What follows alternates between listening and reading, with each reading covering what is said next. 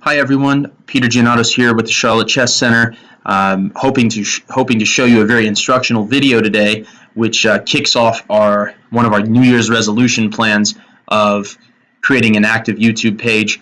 And so we've already been flirting with some live streams. I did a live coverage of the Carolina Cobras game, one of their matches from 2 weeks ago, and I also tried a live blitz session with commentary last Wednesday. So with this video, I actually hope to create a little bit something more instructional, and I was inspired by a game that was played last Tuesday in the Tuesday night action tournament at the Charlotte Chess Center, which is one rated USCF game a week.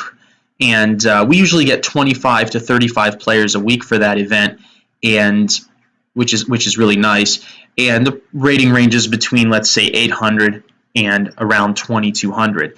So it's a lot of fun to observe those games. And I was up walking around looking at some games, and one game in the lower section caught my eye between two 1,000 rated adults, Richard Trela and Dan Boisvert, and a tactical theme caught my eye, and I remembered, okay, when they finish that game, I have to mention to them that what was missed. And so the games went on, and a couple hours later, when the game finally finished, I showed Dan, the player playing the black pieces in this game, I said, there was a tactical theme that I think could be useful for you to remember, so let me show it to you. And Dan was kind enough to sit down with me and show me the game, and I pointed out the tactical opportunity that was missed, and I'm sure after our discussion, Dan will see this tactical theme 100% of the time going forward, and hopefully you at home can learn from his small oversight and recognize the tactic in your game as well. So here we go. So this is the game from Tuesday night. It's Richard Trela is playing the white pieces and Dan is playing the black pieces. So pawn e4, e6 for black. Black is playing the French defense. Black will follow through with pawn move d5, challenging the center. White develops sensibly with knight f3. My preference here would be pawn to d4 for white, because pawn to d4 helps control the center even more and allows very natural piece play in the center, but there's nothing particularly wrong with knight to f3. Black played the move d5, and here white made a mistake, or it's a small mistake. I mean, it's not going to cost white the game, but white made a small mistake here, which I try to encourage my students not to do, which is develop but block in another piece in doing so. So of course I encourage development, but you want to try to get out of the way of your other pieces so that your other pieces can develop harmoniously. So white played bishop to d3 in this game, which seems to be a fine move. I know a lot of my students, especially at the 500 to 800 level, they often would tell me here, well, Coach Peter, you say develop your minor pieces, prepare to castle, defend pieces that are being attacked. What did I do wrong? And they have a valid point. They did develop, they're preparing to castle, and they defended the pawn on e4, which was being attacked.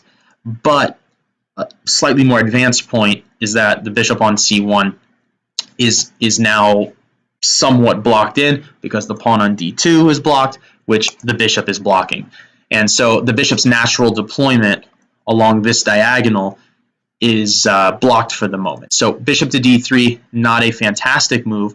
I believe knight c3 is a much better move, and knight c3 helps guard the central pawn, but also, of course, develops and doesn't really block the other pieces from developing.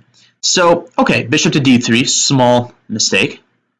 Pawn c5, Dan takes over the center in true French defense fashion, and Richard captures on d5, which is sensible. If he was going to do that, he maybe could have done it on the last move and not put his bishop on d3, but it's okay. Pawn takes, castles to the king side, logical, smart move, getting the king into safety. Knight to f6, rook to e1 check, and black, of course, sensibly blocks with his bishop. on e7 and prepares to castle. And here I think Richard realized that the bishop on d3 was not well placed, and so Richard played bishop to b5 check, which I think is a smart move. And it clears the way for the d-pawn, so the bishop on c1 can develop, and I just think it's a really sensible move. Dan blocked with the bishop. White traded on d7, and I'm curious at home to know, for those of you watching at home, how you would recapture this bishop. I feel like most people in the rating range around 1,000 would capture back very quickly with their knight. And the justification for that would be that you're developing a piece. The problem is, after queen to e2, castling is going to be very difficult because your king is, excuse me, I don't know what that, there we go. Your king is actually needed to protect the bishop. So castling would prove to be difficult in this position due to the battery coming down the e-file. So I really like that Dan, he really showed some vision here by capturing with the queen, which is not as natural, but is definitely the most logical, because now, as you'll see in the game, after queen to e2, attempting to tie down the king to the defense of the bishop, Black is able to play knight to c6, guarding his bishop and preparing castling. So a really smart move. And in view of that, Richard played knight to e5, which I consider a small mistake, but it's really up to Black to understand why. The reason why this is a mistake is here, for example, Black can't castle where the thought would be after, let's say, queen takes bishop, to play the move rook to e8, skewering the queen and rook, because after, let's say, queen takes queen and rook takes rook check, the knight on f3 can capture back, so there's no back rank mate, and white is actually up a piece here. But after Richard's move, knight to e5, Black captures and could actually play the move castles kingside here, which is what caught my eye in Dan's game initially, which I was trying to hold in so much throughout the course of the night, and I couldn't wait to tell them after the game, because this is a tactical theme that does happen quite often in games. And the idea is, with the queen and rook on the e-file and the rook not being protected, Black can actually get away with castling here, because if queen takes bishop, Black has the strong move rook to e8, skewering the two pieces, and here, as the rook is not protected by a knight on f3. And so in that same sort of fashion, if queen takes queen, here rook takes rook is checkmate. So white here, best move would be to give away the queen and then go into hiding like this, but of course white would just be down material. So if Dan would have castled here, he would have had a very strong position, given that white cannot actually capture the bishop on e7 due to the skewer on the e-file. And now if a natural move like knight to c3 occurs, or pawn to d3, now Black is really creating some threats along the e-file, and Black's pieces are much more well developed, and you can see here that white's pieces on the queen side still have a lot of work to do to get in the game. So that caught my eye, and I really wanted to show this to the players, and I got a chance to after the game, and now I'm getting a chance to show it to you at home, and I hope you can learn from this game as well. So Dan played the next best option, which is rook to c8, where the idea is to bring the rook to c7 and guard the bishop that way to prepare castling. The problem is it does cost Black a couple moves to do this, so white starts catching up in development here. He goes d3, rook to c7, bishop to g5, castles kingside, the whole point, and white's a little bit ahead in development, as from where he would have been if Black would have castled immediately. So white brought the queen back to e2, Black played h6, again, reasonable move. it attacks the bishop. It creates a cubby for the king should later developments occur where the back rank, maybe black's back rank, could be weak. And white would not want to trade here for the knight because that would really amplify the scope of the bishop on f6. So after h6, white brought the bishop back to f4, attacking the rook. Now, it would appear as though the rook on c7 has to guard the bishop on e7. But because of the same tactic along the e-file, black could actually play rook to c8, and if white captures the e7 bishop again, we have this great skewer, which I can't show you enough because it's really the theme of this game. And if, in this case, okay, white is actually going to lose material, but in the event that black takes over the e-file, that's also a strategic accomplishment as well, because controlling the open files in chess is so important, especially for rooks. And so the person who usually controls, let's say, the open file, like in this game, there's one true open file, which is the E file. The person who eventually gains control and total dominance of that file has a great advantage in the game. So rook c8 would have been sensible because of that. But it was a tactical idea that Dan didn't see to begin with, so it's actually hard to see it later. I mean, if you don't see it, you don't see it. Again, now I believe he'll see that 100% of the time. So he played the next most logical move, bishop to d6, which makes a lot of sense. White captured, played knight to d2, and now the game shifts from less of a tactical game to more of a strategic one, which is that there's going to be the huge fight for the e-file. And the person who wins that fight has a big advantage going forward in the game, because the e-file serves as an avenue for both sides into the opponent's position. So if one side controls it and the other side can't challenge it, then the side that controls it really has the advantage, because he can start funneling his pieces into the position. So Dan started with the move rook to e8, which is a smart move. It's defended by the knight, and you can see that it's already useful to have that move h6 in, because there's no queen sacrifice for white, as it is not a back rank problem, because the king could step up to h7. So rook to e8, challenging the e-file. The queen stepped back to f1, smart.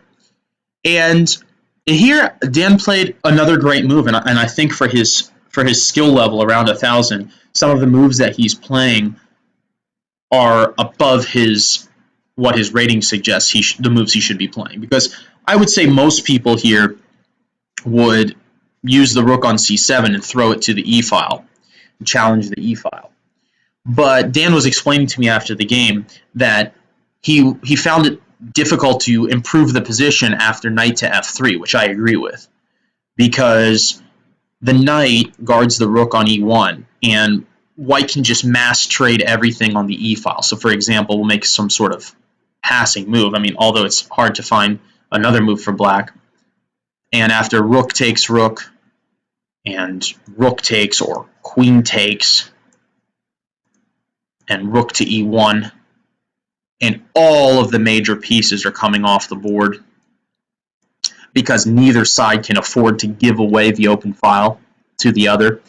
And this is going to lead to a very drawish ending, where we have symmetrical pawn structure in a sense that there are 3 pawns each on the king side and 4 pawns each on the queen side. So no pawn structure damage, no difference in pieces. Really even and dull game. So Dan tries to keep the game alive here in this position with the move rook to e5, which I like. And the reason I like that is it prepares to double, heck, even triple on the queen file, or on the e file. But his point is that if white takes, which is what happened, and black takes back, black gains a tempo because he's attacking the pawn on b2. And so white defended that pawn, but now black gains control of the e file. And as I mentioned earlier, when there's a single open file in a game, or even two open files, the person who controls the open files has a great advantage because that person can funnel the pieces into the enemy position. So here, after the move c3 and rook to e7, black dominates the file. It turns out white can still, with calm play, challenge the file here, but it requires a little bit more precision. So he starts off well. He plays knight f3, attacking the queen. Black plays the most challenging move, queen to e2, which probes the 7th rank and attacks the b-pawn. And here, white can use one of the same tactical themes that black had earlier in the game and actually play the move rook to e1, because it's black's rook that's hanging at the end of the sequence here. So the queen would not be able to take on b2 because the rook would hang on e7, thereby initiating loads of exchanges, and again, a very, very even endgame occurs here where there's not much to fight for. If both sides play sensible moves, they don't hang any pawns for nothing, this game will end in a pretty dull draw at this point. So rook to e1, doing the same thing to black that black could have done to white earlier in the game, would have been the way to go with mass trades on the e-file after queen takes, check, and whether black initiates the trade here or white initiates the trade, very even endgame occurs. So the problem here was that after queen to e2, just like Dan didn't see that he could have done that as black earlier in the game, Richard didn't see the move rook to e1. He was more focused on his b-pawn and traded the queens off, but that allowed the rook to come to the 7th rank, still attacking the b-pawn, but now white has to go very, very passive to protect it. And this really only helped black because now black has total control of the e-file, but he also has control of the 7th rank. For those younger players who are watching, who are probably saying, stop saying the 7th rank, it's the 2nd rank, can't you see the 2 there? That's true, but it's a very common in literature that authors often call it the 7th rank because in old descriptive notation, this is the 7th rank. Okay, it's the 7th rank away from black's side of the board. So that's why I keep saying the 7th rank, but you can also call it the 2nd rank. There's no problem with that. So after rook to b1, guarding the b pawn, slightly passive, but not many great options here. I think I would probably play b3 and try not to limit my rook to the protection of the pawn, but it's still a tough position because after knight to g4, the f-pawn is hanging, and you can't invest your rook to protect the f-pawn because then you lose one of the queen's pawns. So after rook to b1, black played knight to g4, and you can see this one active piece is really causing white a huge problem here. So after knight to g4, black is already much better here. He's winning a pawn. And black calculated that after king f1, which is what happened, forking his 2 pieces, he can play rook to c2, maintaining the protection of them. And after knight e1, the most logical move in the position, trying to question the rook, after rook to d2, the move knight to f3 does not yield a draw for white, where if they repeat the position, because the rook needs to protect the knight, because after knight to f3, black can actually play rook to d1, forking the king and rook, and white would be forced to capture the rook to avoid losing material, but after knight takes, the draw has been avoided, and it's black who's actually winning another pawn. So in view of that, white did not repeat the position, but tried to maintain the protection of his d3 pawn and played the move and played the move a4. I was suggesting to Dan after the games we were looking at it that his opponent should have played b4. And the reason why is in the end games, even if you're down material, it's just important that the remaining pieces get active. So you're in an end game, if you're down material, and heck, even if you're not, you really, really, really want to make sure that your pieces are active. It even matters more so than in the middle game, because if in the end game, your army is smaller, so they need to do the fewer pieces need to do a lot more work. So it's very, very important to keep the remaining pieces active. Here you can see that White's pieces are not active, but b4 at least attempts to activate the rook on b1. And if Black just greedily takes on a2, after b takes c5, White is getting annoyingly active along the b file, and I do not believe that Black is easily winning this position, if winning at all. So if b4, Black's best is probably to go c4, shutting down the rook, where the a pawn is still for pickings, and the White pieces are just extremely inactive. But it was worth a try for White. White played a4, losing another pawn, and so Black cruises to victory here after White plays a really, really fatal move here, rook to d1. And the problem with this move is you can see that Black is up 2 pawns, and White is trading off his last hope in the position, which is his rook.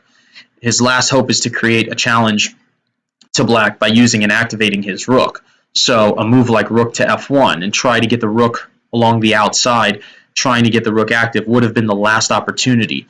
Also, in pawn endings, if you're down even a single pawn, 95 to 99% of the time, it's a lost cause. If you're down 2 pawns, I mean, statistically, I can't say it's 100%. There's probably a rare occasion where being down 2 pawns, still being able to hold the draw.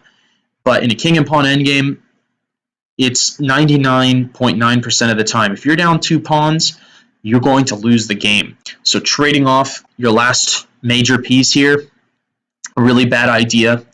And so Dan traded and then won the king and pawn game, pawn endgame with relative ease here. So he almost any move would do here.